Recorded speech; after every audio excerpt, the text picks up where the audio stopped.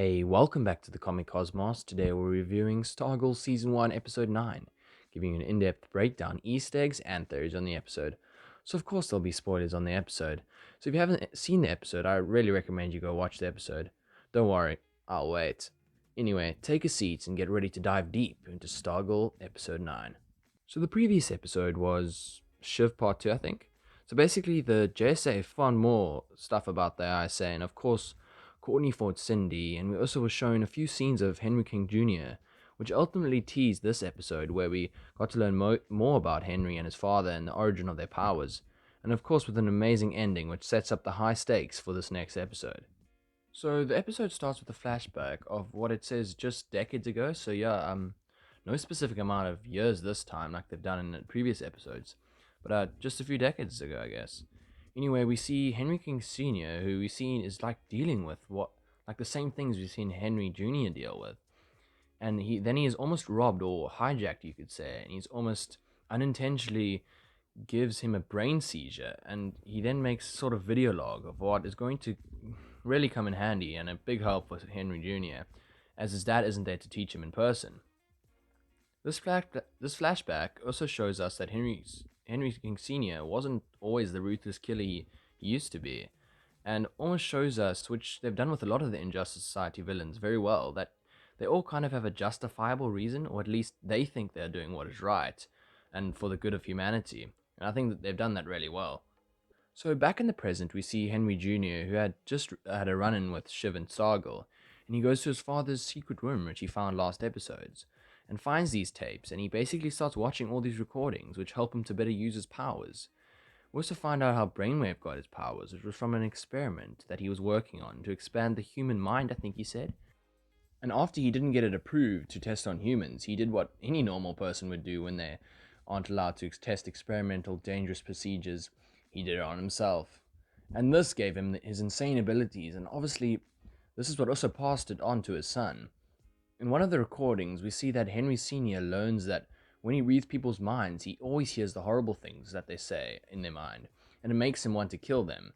And if it couldn't get any more dark, he says he feels a sort of relief when he kills them, as if it gets like lifted off him, but only until he reads the next mind, he says.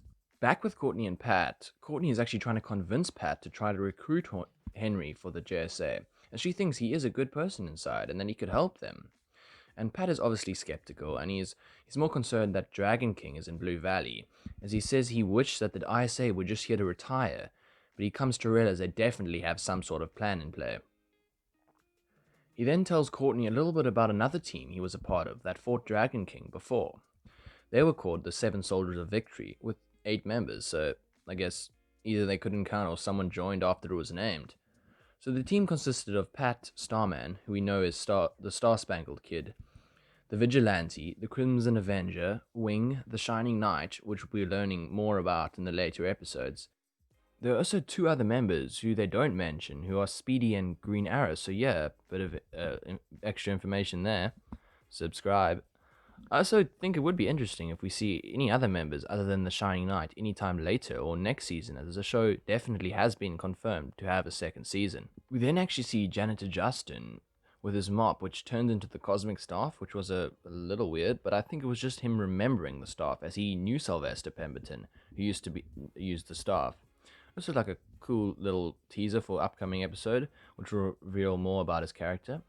The JSA then find out that Cindy is actually no longer enrolled at school, and we see that she's being kept in King's lab.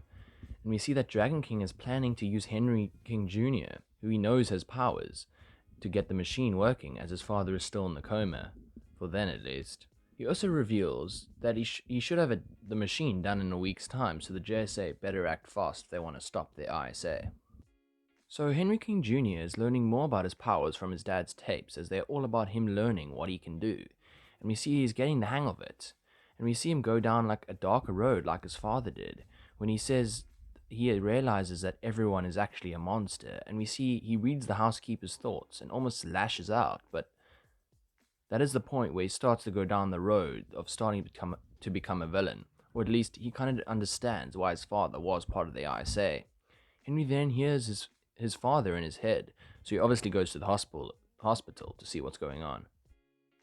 Now, obviously, Courtney is trying to convince the JSA to help recruit Henry, but obviously, Yolanda definitely doesn't want anything to do with him, and Rick also thinks it is a bad idea. So Courtney goes to visit Henry by herself, and she accidentally reveals that she caused his father to be in hospital, and she really is trying to get through to him, but he doesn't really want to listen, and is pretty sure that he and his father are the real heroes, and I definitely think she does give him something to think about at least, when she reminds him that they are killing people, and I think he kind of thinks twice about what he is getting himself into. But obviously, this is completely taken away when Yolanda comes and basically threatens him that he mustn't accept Courtney's invitation to the JSA, and really just pushing him more into the villain side, which will be interesting to see. We then have an interesting scene where Barbara and Jordan talk, and Jordan basically explains how he doesn't really feel any satisfaction with everything he's done. Obviously, he's talking about the specifically about the plans of the ISA and getting revenge on his wife. Now, this is interesting as he's always been very dedicated to the ISA, and it'll be more interesting to see whether he might be a little bit more hesitant or maybe actually make him go full force to try to achieve his plan to see if he can get satisfaction from that. Barbara then invites him and his family to dinner, which when I heard this, I was very excited to see how this play out. Another thing that happens in this episode is actually when Beth and Rick, encouraged by Pat, look more into the town's history to find like clues about the ISA, and they actually find out about these people called the other founding fathers who made a sort of city away from outside interference, which led them to think that the tunnels are connected. And this is an interesting little tease to them to trying to figure out what's going on and how they foil the Injustice Society's plan and find their underground bunker.